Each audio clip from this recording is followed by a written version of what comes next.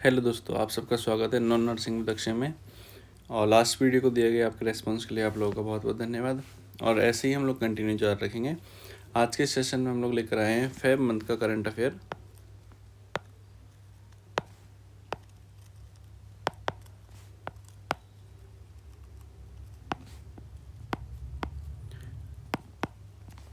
ठीक है, और जैसा कि आप सब लोग जानते हैं कि हम लिमिटेड ही पढ़ेंगे। ऐसा नहीं कि हमने बहुत सारा कुछ पढ़ लिया और इसमें से कुछ भी नहीं आ रहा है। हम लिमिटेड चीज़ें पढ़ेंगे और कोशिश करेंगे उसमें से हमें एग्जाम में देखने को मिले, जैसा कि CRE में भी हुआ था। ठीक है, तो चलिए हम लोग आज की क्लास स्टार्ट करते हैं। और जितना हो सके क्लास को शेयर कर दीजिएगा, ठीक है, और चैनल को सब्सक्राइब कर दीजिएगा। ठीक है, आप लोगों के लाइक और कमेंट से हमारा कॉन्फिडेंस और बिल्डअप होता है। ठीक है, थैंक यू सो मच उसके लिए। तो आज का सेशन हम लोग स्टार्ट करते हैं। आज के सेशन का पहला क्वेश्चन है,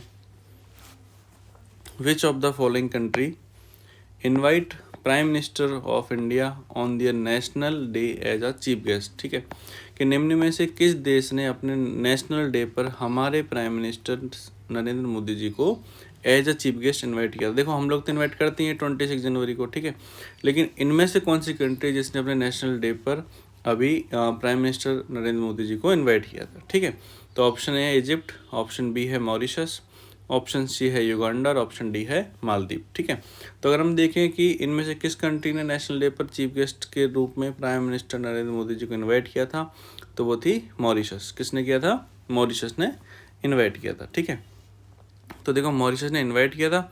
साथ ही में अगर लेटेस्ट पूछा जाए तो मॉरिशस ने अपना हाईएस्ट सिविलियन अवार्ड भी इनको दिया था।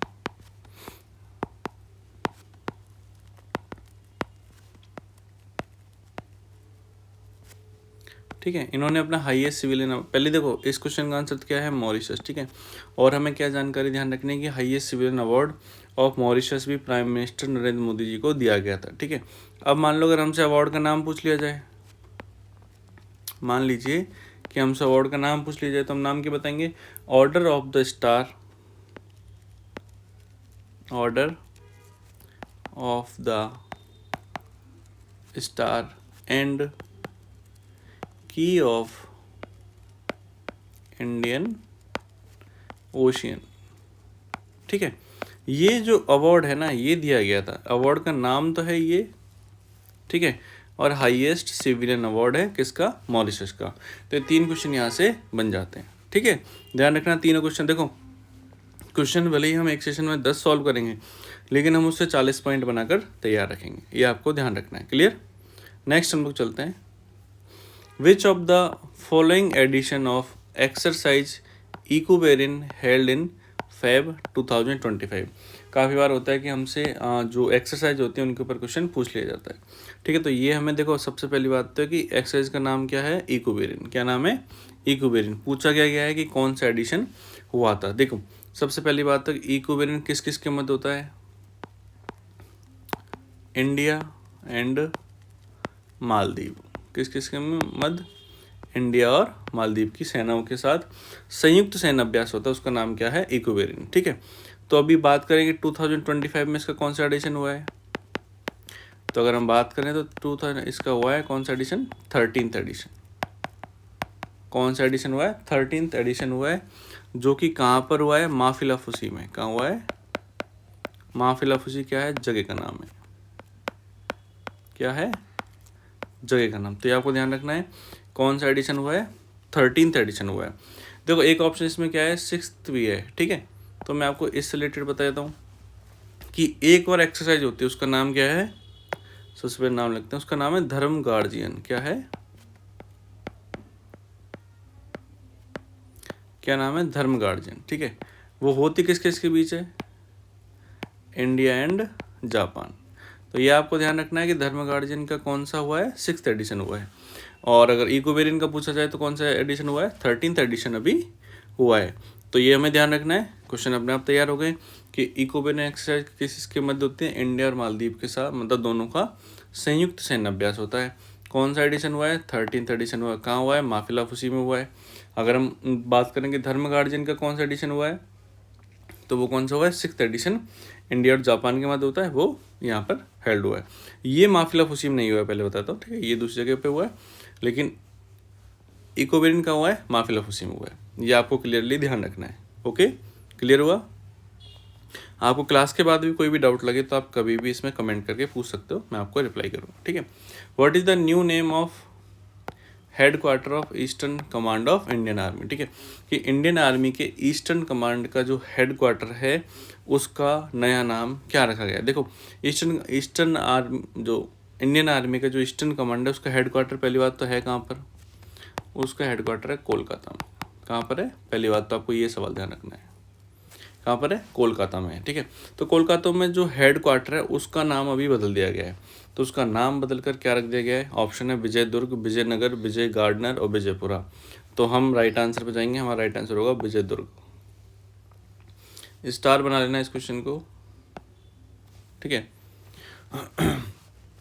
तो कौन सा है? विजय दुर्ग। विजय दुर्ग है जो कि नाम बदलकर रख दिया गया है। मोस्ट इंपॉर्टेंट क्वेश्चन रहेगा ये भी, ठीक है। नेक्स्ट हम लोग चलते हैं कि जो 38th, देखो लास्ट क्लास में हमने पढ़ा था कि जो 38th नेशनल गेम्स हुए थे कहाँ हुए थे? उत्तराखंड में हुए थे, ये हम सबको पता है, ठीक है। उसके अंदर बेस्ट मेल प्लेयर कौन रहे थे? श्री हरि नटराजन। पहली बात तो आपको ये नाम ही याद रखना है, ठीक है। एक क्वेश्चन तो ये हो गया कि बेस्ट मेल प्लेयर का अवार्ड किसको मिला था? श्री हरि नटराजन को मिला था। सवाल ये है कि इसको इस तरह से पूछा जाए, बिलोंग्स फ्रॉम विच स्टेट, कि जो श्री हरि नटराजन है वो किस स्टेट से बिलोंग करते हैं, ठीक है। देखो श्री हरि नटराजन है वो क्या है? स्विमर है, पहली बात तो ये ध्यान रखना है आपको, किस स्पोर्ट से बिलोंग करते हैं वो? स्विमिंग से, ठीक है।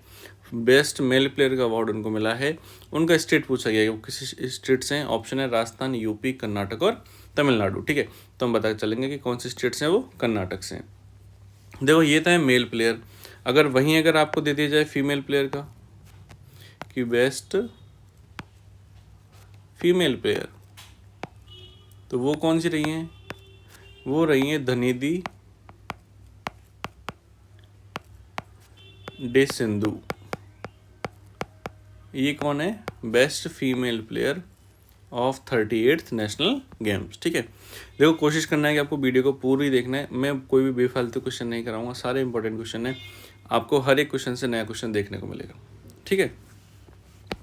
ओके, देखो आपको पता है कि सीआरई के टाइम पे कहीं भी अगर आपने कोई भी क्लास ली होगी किसी की भी, तो किसी ने भी आपको रामसर साइट के बारे में नहीं बताया होगा, ठीक है। जबकि आप अपनी क्लास देखोगे तो आपको रामसर साइट के बारे में देखने को मिलेगा। और इवनली उससे पहले आपको रामसर साइट के बारे में ये भी बताया गया था कि रामसर साइट सबसे ज़्यादा कहाँ है? तमिलनाडु, ठीक है। ये आपको ध्यान रखना है।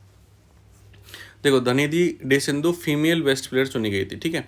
और उनका भी स्टेट क्या है? उनका भी स्टेट कर्नाटक है और उनका भी स्पोर्ट्स क्या है? स्विमिंग से है। तो ये आपको यहाँ से ध्यान रखना है कि 38 नेशनल गेम्स के बेस्ट प्लेयर कौन है? श्री हरि नटराजन, ठीक है। Female best player Dhinidhi Desinghu, दोनों का स्पोर्ट्स भी सेम है और दोनों का स्टेट भी सेम है, ये आपको ध्यान रखना है, ठीक है। नेक्स्ट हम लोग चलते हैं, how many times president rule impose in Manipur state. ये बहुत इंपॉर्टेंट रहने वाला है अभी, ठीक है। देखो कि मणिपुर स्टेट में प्रेसिडेंट रूल कौन से टाइम अभी इम्पोज किया गया है?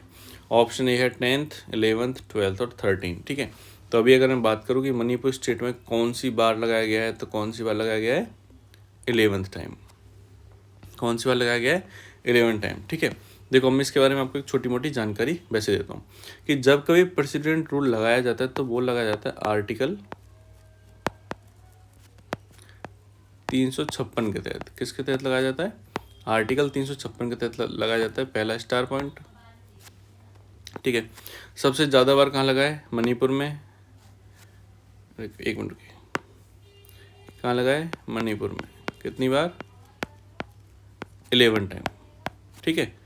यूपी में लगा है 10 टाइम, ठीक है। ये आपको ध्यान है। और अगर लॉन्गेस्ट पीरियड के लिए पूछा जाए, लॉन्गेस्ट पीरियड के लिए पूछा जाए तो कहाँ लगा है? JNK में, ठीक है। 6 साल के लिए लगा था। और सबसे पहले कहाँ लगा है? सबसे पहले लगा था पंजाब में। ये कुछ इंपॉर्टेंट पॉइंट हैं जो कि आपको ध्यान रखने हैं, ठीक है। फर्स्ट टाइम कहाँ लगा था? पंजाब में। सबसे लंबे टाइम के लिए जम्मू कश्मीर में। यूपी में लगाया 10 बार, मणिपुर में लगाया 11 बार, यानी कि सबसे ज़्यादा बार कहाँ लगाए? मणिपुर में ही लगाया। तो ये कुछ पॉइंट हैं जो आपको स्पेशली आपको ध्यान रखने हैं। बाकी देखो मणिपुर से रिलेटेड जैसे कि हम एक चीज़ पढ़ चुके हैं कि यहाँ पर क्या है? कीबुल लामझाऊ नाम से क्या है? क्या है, floating national park, floating park जिसे बोलते हैं, ठीक है।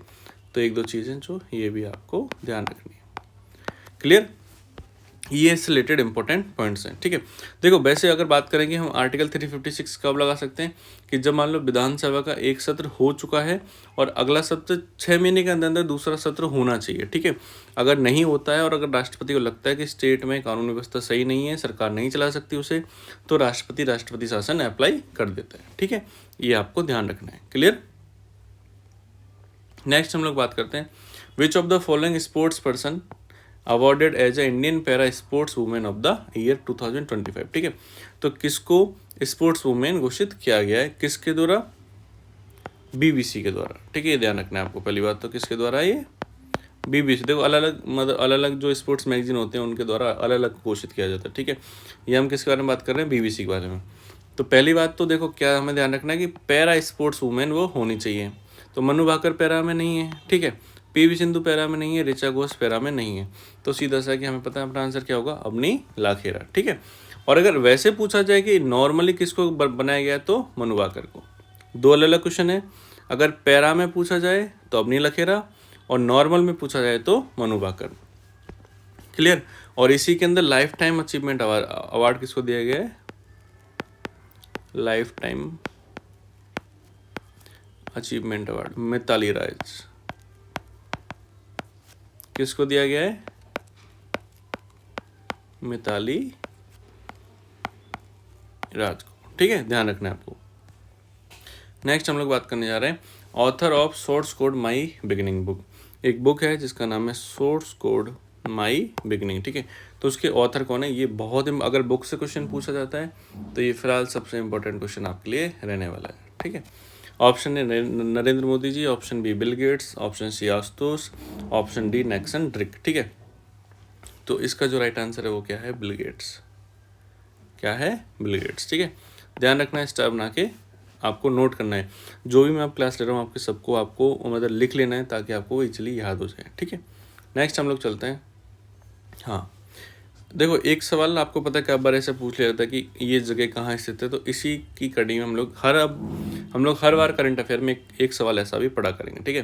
तो एक जगह है जिसका नाम है मार्सिले, ठीक है। क्या है, Marseille city which was recently in news situated in which country के। मार्सिले जो शहर है वो किस कंट्री के अंदर आता है, ठीक है। मार्सिले से कहाँ, देखो मार्सिले के क्यों है, क्योंकि वहाँ पर अभी भारत ने अपना वाणिज्यिक दूतावास खोला है। वाणिज्यिक यानी कि जो एम्बेसी है वो ओपन करी है उन्होंने, ठीक है। तो ये तो देखो कहाँ पर है, इटली, फ्रांस, अर्जेंटीना या जापान। तो अगर मैं बात करूँ तो देखो ये कहाँ पड़ता है, फ्रांस में। ध्यान रखना कहाँ पड़ता है, फ्रांस में, ठीक है। और देखो इसी में से मैं आपको एक क्वेश्चन और बता, देखो जापान के बारे में हम ऑलरेडी पढ़ चुके हैं पहले कि वहाँ पे क्या हुआ था, धर्मगार्जन हुआ था, ठीक है। जो एक्सरसाइज हुई थी, सॉरी एक्सरसाइज भारत की जापान के साथ होती है, कौन सी, धर्मगार्जन। अर्जेंटीना के बारे में अगर मैं बात करूँ तो अर्जेंटीना के बारे में फिलहाल लेटेस्ट एक बहुत मतलब इंपॉर्टेंट क्वेश्चन बन गया है, ठीक है। कि अभी मैंने आपको लास्ट क्लास में वैसे बताया था कि WHO से USA ने बाहर होने की पेशकश कर दी है, ठीक है, कि भैया अपन तो इससे बाहर हो रहे हैं। तो अगर बात करी जाए कि USA के बाद दूसरी ऐसी कौन सी कंट्री है जो WHO से बाहर होना चाह रही है, तो कौन है, अर्जेंटीना। ध्यान रखना, एग्जिट, ठीक है। तो दो कंट्री हैं जिन्होंने अभी WHO से बाहर होने की पेशकश कर चुके हैं वो दोनों, ठीक है। नेक्स्ट, हाँ साथ ही USA के बारे में आप एक बात और लिख सकते हो कि इसने संयुक्त स्टेट मानवाधिकार से बाहर होने के लिए पेशकश कर दी है। संयुक्त राष्ट्र मानवाधिकार आयोग, ठीक है, इससे भी ये बाहर हो रहा है अब। तो ये दो हैं जो आपको ध्यान रखनी है, ठीक है। क्लियर, दोनों इंपॉर्टेंट है। नेक्स्ट अगर बात करूँ कि which of the following state spend highest percentage of GDP in higher education, ठीक है। कि निम्न में से कौन सा स्टेट है जो अपनी GDP का हाईएस्ट परसेंटेज हायर एजुकेशन पर स्पेंड करता है। बहुत इंपॉर्टेंट क्वेश्चन है, ठीक है। ये डाटा किसके द्वारा दिया गया है, नीति आयोग के द्वारा। किसके द्वारा दिया गया है, नीति आयोग के द्वारा, ठीक है। क्लियर, तो ये इसके द्वारा ये डाटा दिया गया है। बहुत इंपॉर्टेंट क्वेश्चन है, ठीक है। ऑप्शन है हरियाणा, जम्मू एंड कश्मीर, कर्नाटक या तमिलनाडु, ठीक है। तो यहाँ आपका आंसर होगा जम्मू एंड कश्मीर। जम्मू एंड कश्मीर वो स्टेट है जो अपनी जीडीपी का हाईएस्ट परसेंटेज हायर एजुकेशन में स्पेंड करता है, ठीक है। नेक्स्ट हम लोग बात करेंगे repo rate in this financial year, कि रेपो रेट इस फाइनेंशियल ईयर में कितनी रहने वाली है, ठीक है। तो देखो ऑप्शन है 6.50, 6.25, 3.35, 5.50, ठीक है। तो इसके लिए आपका राइट आंसर होगा 6.25, ठीक है। देखो इससे लास्ट ईयर कितनी थी, ये थी लास्ट ईयर 6.50, ठीक है। इसको अगर मैं माइनस के 25 कर दूं कि उसमें मतलब ऐसा ही होता है कि माइनस के 25 किया गया है और अब कितनी है 6.25, ठीक है। दिस ईयर कितनी रहने वाली है 6. ठीक है। रेपो रेट होती क्या है वैसे, वो जिस रेट पर जो अपना रिजर्व बैंक ऑफ इंडिया है वो अदर प्राइवेट बैंक को क्या दे, लोन,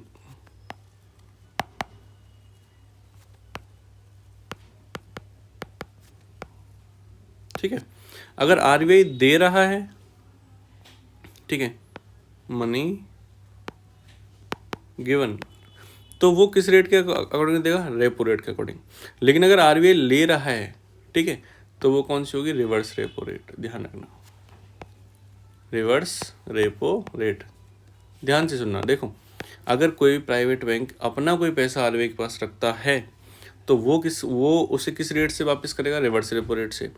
लेकिन अगर आरबीआई किसी को उधार दे रहा है तो वो किस रेट से देगा, रेपो रेट से, ध्यान रखना, ठीक है। और अगर पूछा जाए कि इस ईयर में रिवर्स रेपो रेट कितनी रहने वाली है तो वो रहने वाली है 3.35%। ये बहुत ही इंपॉर्टेंट क्वेश्चन है, ठीक है। आरबीआई के बारे में हम लोग एक चीज़ लास्ट में गलत पढ़ गए थे, लास्ट उसमें यूट्यूब वाली क्लास में, ठीक है। तो इसकी जो स्थापना हुई थी वो 1935 में थी, ध्यान रखिएगा, ठीक है। इसके लिए मैं क्षमा चाहता हूँ आपसे, ठीक है। 1935 में इसकी स्थापना हुई थी, ठीक। और देखो अभी इससे रिलेटेड एक और इम्पोर्टेंट पॉइंट है कि हमें क्या चीज़ और ध्यान रखनी है, तो हमें ध्यान रखना है कि जो आरबीआई के प्रेजेंट गवर्नर है वो कौन है, Sanjay Malhotra,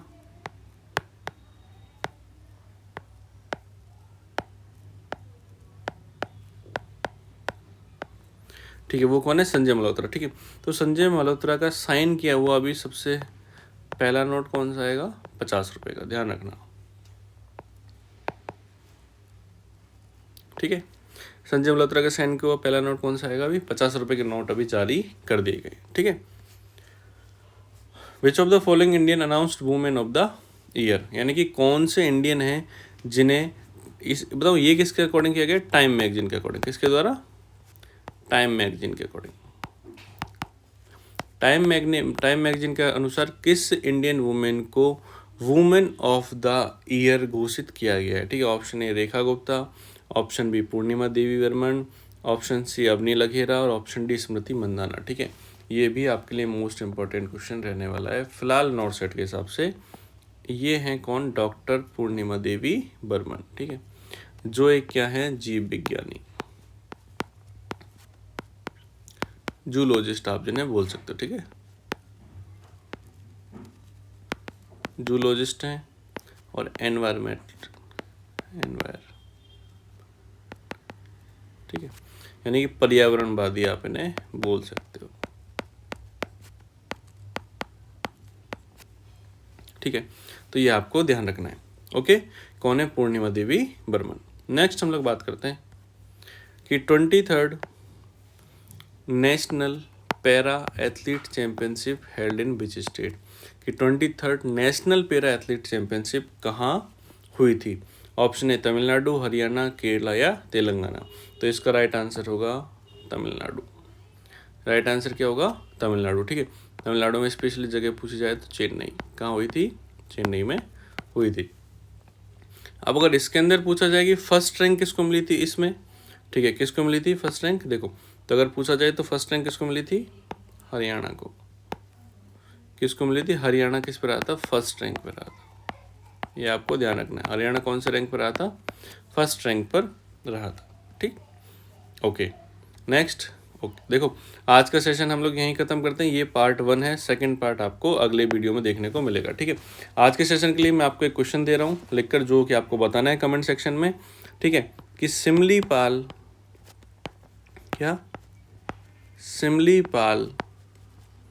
national park situated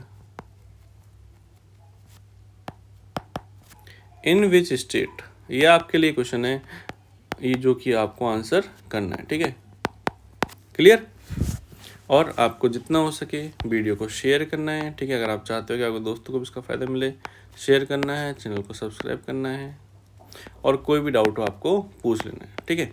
हम लोग बहुत ही जल्द लाइव क्लास भी स्टार्ट करेंगे, ठीक है, जिसमें हम लोग जनरल साइंस पढ़ेंगे स्पेशली, जैसा कि मैंने आपसे प्रॉमिस किया हुआ है कि जनरल साइंस में आपको कंप्लीट कराऊंगा, ठीक है। तो जनरल साइंस हम लोग स्पेशल किसके लिए पढ़ेंगे? आरआरबी के लिए, ठीक है, आरआरबी, और जिनका राजस्थान CHO का एग्ज़ाम है